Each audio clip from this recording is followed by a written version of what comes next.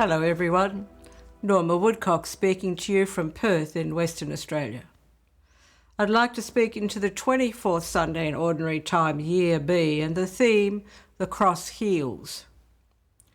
In the Gospel, Mark 8:27-35, Jesus tells his disciples that he is going to be crucified, and that after 3 days he would rise again.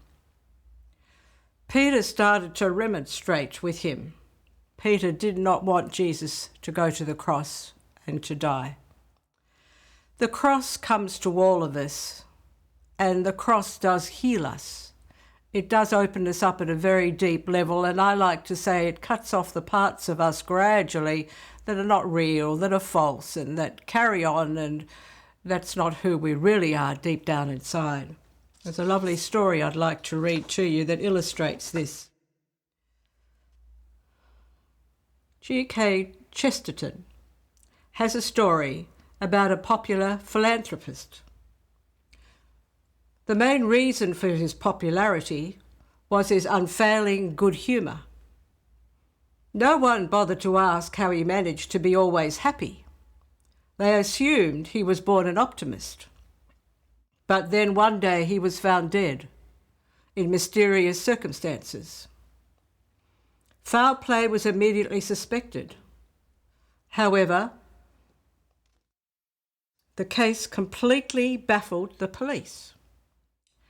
Eventually, it was Chesterton's unlikely detective, Father Brown, who solved the case.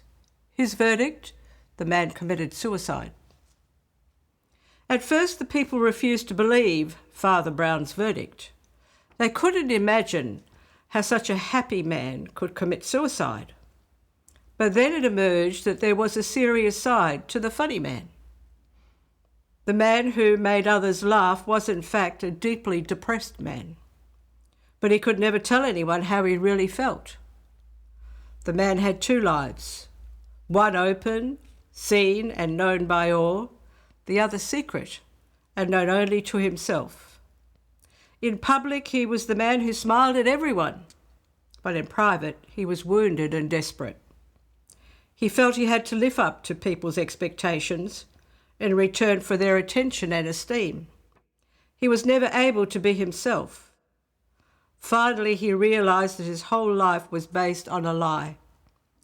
The strain of trying to maintain the public image became so great that he could no longer cope with it, and so he committed suicide.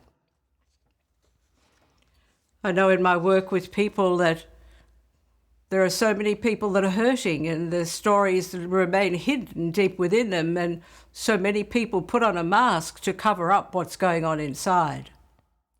And yet if we allow God to use life circumstances that come to all of us, the cross, the things we cannot change, he will gradually bring us to a place where there will be a real self emerging.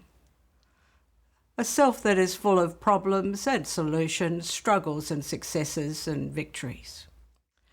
I know my own journey, many episodes I could share with you in my life where I just knew God was doing something because the pain was really great. And one instance comes to mind. My daughter was seriously sick with deep depression, and it broke my heart. It was like there was nothing I could do to help her.